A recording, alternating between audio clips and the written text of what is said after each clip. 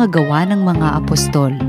Pagkaakyat ni Jesus sa langit, ang mga apostol ay nagbalik sa Jerusalem buhat sa bundok ng mga Olibo na halos 1 kilometro ang layo. Ang mga ito'y sina Pedro, Juan, Santiago, Andres, Felipe, Tomas, Bartolome, Mateo, Santiago na anak ni Alfeo, si Simon ang Makabayan at si Judas na anak ni Santiago. Pagdating sa kanilang tinutuluyan sa lungsod, nagtuloy sila sa silid sa itaas. Lagi silang nagsasama-sama sa pananalangin, kasama ang mga babae at si Mariang ina ni Jesus, gayon din ang mga kapatid ni Jesus. Ang salita ng Diyos. Salamat sa Diyos. Dinggin ang ulat sa inyong mabuting bagay o lungsod ng Diyos. Sa bundok ng Sion, itinayo ng Diyos ang banal na lungsod. Ang lungsod na ito'y higit niyang mahal sa alinmang bayan ng angkan ni Jacob. Dinggin ang ulat sa inyong mabuting bagay o lungsod ng Diyos. Kaya't iyong dinggin ang ulat sa iyong mabubuting bagay o lungsod ng Diyos at tungkol sa Sion, yaong sasabihi, ang lahat ng bansa ay masasakupan, siya'y palalakasin at patatatagin ng kataas-taasan. Dinggin ang ulat sa inyong mabuting bagay o lungsod ng Diyos. Ang poon ay gagawa ng isang talaan ng lahat ng taong dooy mamamayan. Ang lahat ng ito ay magsisiawit at pawang sasayaw. Dinggin ang ulat sa inyong mabuting bagay o lungsod ng Diyos. Ang mabuting balita ng Panginoon ayon kay San Juan. Noong panahong iyon, nakatayo sa tabi ng krus ni Jesus ang kanyang ina at ang kapatid na babae nitong si Maria na asawa ni Cleopas. Naroon din si Maria Magdalena. Nang makita ni Jesus ang kanyang ina at ang minamahal niyang alagad sa tabi nito, kanyang sinabi, "Ginang, narito ang iyong anak." At sinabi sa alagad, "Narito ang iyong ina."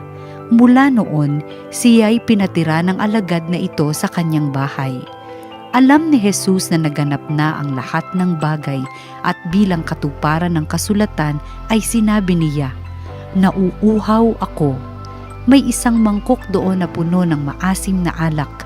Itinuhog nila rito ang isang espongha, ikinabit sa sanga ng isopo at idiniit sa kanyang bibig.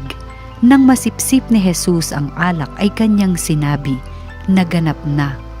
Iniyukayok niya ang kanyang ulo at nalagot ang kanyang hininga. Nooy araw ng paghahanda ay ayaw ng mga Hudyo na manatili sa krus ang mga bangkay sa araw ng pamamahinga sapagkat dakila ang araw ng pamamahingang ito. Kaya't hiniling nila kay Pilato na ipabali nito ang mga binti ng mga ipinako sa krus at alisin doon ang mga bangkay. Naparoon nga ang mga kawal at binali ang mga binti ng dalawang ipinakong kasabay ni Jesus. Ngunit pagdating nila kay Jesus ay nakitang patay na siya. Hindi na nila binali ang kanyang binti. Subalit inulos ng sibat ng isa sa mga kawal ang tagiliran ni Jesus at biglang dumaloy ang dugo at tubig. Ang mabuting balita ng Panginoon. Pinupuri ka namin, Panginoong Hesukristo. Magandang araw mga kaparokya. Welcome po sa panibagong pagninilay natin sa simula ng linggong ito. Sa salita ng Diyos, salita ng buhay, kasama po ko, Father Kevin Crisostomo. Monday after Pentecost, we celebrate the memorial of Mary, Mother of the Church. Ito po, celebration ito ay officially declare po ni Pope St. Paul VI noong 1964. Nabanggit po ito na isama sa Catechism of the Catholic Church ni Pope John Paul II. In-insert niya po ito sa liturgical calendar bilang memorial, ang title, Mary, Mother of the Church. At ito po ay nilalagay Monday after po ng Pentecost Sunday. My dear friends, we ask ourselves, why do we need to celebrate this memorial of Mary, Mother of the Church? Balikan po natin ang Pentecost Sunday. Tandaan natin na nung bumaba ang Espiritu Santo sa mga alagad, hindi lang naman po mga alagad ang nandoon. Andun din po si Maria. At dahil nandun si Maria, nandun din ang simula ng simbahan, Pentecost, ang birthday ng ating pananampalataya. Tinagurian, kinikilala si Maria bilang ina ng simbahan. Ano nga ba ang gawain ni Maria bilang ina ng simbahan?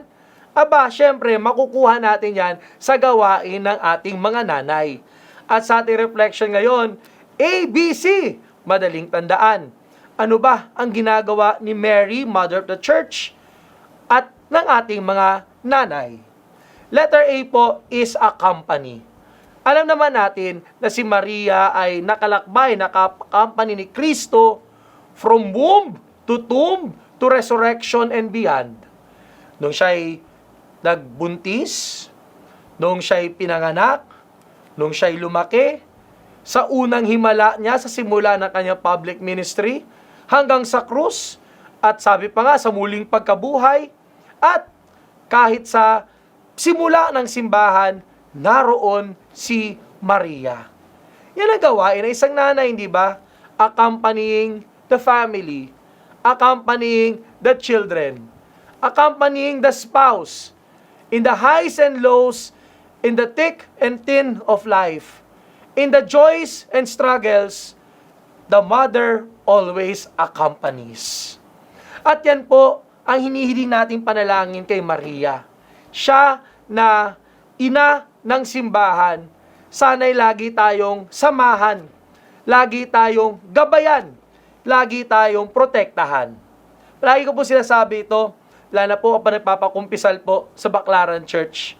Humingi tayo ng tulong sa mahal na ina.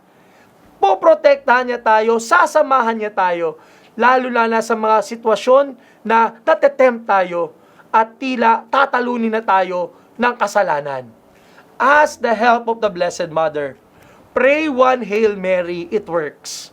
Tutulungan tayo, sasamahan tayo ni Maria. Letter B po tayo, bring together. Yan ang gawain ng isang nanay. Pinagtitipon-tipon, pinagbubuklod-buklod ang mga miyembro ng pamilya.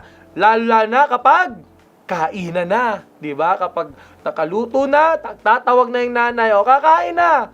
Kapag magkakape, shoutout sa nanay ko, kay mama, no? Coffee time! Lahat kami maglalabasa sa kanya-kanyang lungga para magkape. Bringing together. Yan ang gawain ng isang nanay. And Mary, the Mother of the Church, brings us all together. Dinadala tayong lahat. Pinag-iisa, pinagsasama-sama, pinapagkaisa tayong lahat. Naalala ko po yung imahe sa St. Peter's Square sa Vatican. Parang bilog po yun. At naalala ko po yung explanation, no? Kaya daw yung bilog, kasi para daw itong nanay, ina, na inaakay, niyayakap ang lahat ng tumutuloy doon sa St. Peter's Square. Ganyan ang isang nanay. Magsasama-samahin tayo. Sa kabila ng ating pagkakaiba, sa kabila ng ating pagkukulang at pagkakasala, we have a mother who brings us together. Which brings us now to the third letter, C, care. Yan ang gawain ng isang mother. Aalagaan tayo. Diba ang nanay, ayaw tayong nasusugatan, ayaw nadudumihan yung damit natin, no? At yung nanay ay nandyan, showing care through her presence. Naalala ko yung mga, pag may mga contest sa school, mga dance contest, minsan makikita ka doon sa, nakaharap doon sa stage, may nanay na nagsasayaw-sayaw din. Sapagkat ganyan mag-alaga ang nanay. Ang nanay ay nandyan para alagaan, ayaw tayong madumihan, ayaw tayong masaktan. Kaya nga nararapat lamang sa mga sitwasyon na tayo nasasaktan, tayo'y nahihirapan, lumapit tayo sa mahal na ina. Kaya nga po, si Mother of Perpetual Help, hit na hit sa atin.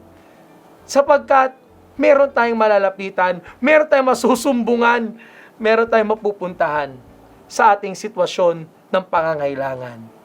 Mary, Mother of the Church. ABC, madaling tandaan. Accompany, bring together, care. Lumapit tayo kay Maria, sasamahan niya tayo.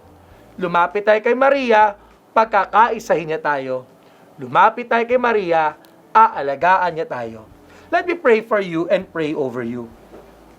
Panginoong Kristo, papasalamat kami sa biyaya ng mahal na ina. Siya po ay inyong nanay at hinabilin niyo sa amin bilang nanay din namin na mag-aalaga sa amin. Sasamahan kami at higit sa lahat ay pagkakaisahin kaming lahat. Salamat Panginoon sapagkat nagtapos man ang Easter season, pero Panginoon, binibigyan niyo kami ng nanay na sasamahan kami sa lahat ng mga bagay. Basbasan niyo kaming lahat, Panginoon, at sana po sa pagbabalik namin sa ordinary time, nawa, Panginoon, ang presensya ng iyong mahal na ina ay magpaalala sa amin na lumapit palagi, kumapit, maniwala at magtiwala sa iyo. Hinilin namin ito sa ni Kristo, kasama ng Espiritu Santo, magpasaw ng hanggan. Amen. Salamat po sa ating pakikisa sa salita ng Diyos, salita ng buhay. Tama po, yung narinig ninyo, back to ordinary time na po tayo. Kaya magiging green na po ang color ng ating vestments. Pero paalala, hindi ibig sabihin ng back to ordinary time, back sa ordinaryong ugali. Hindi po. Kailangan masamahan natin, makita natin, masubaybayan natin ang kwento ni Jesus kahit sa ordinaryong mga pagkakataon ng buhay natin. Like us and follow us in our social media platforms, TV Maria Philippines. Watch, like, share, and inspire. God bless, and we'll see you soon.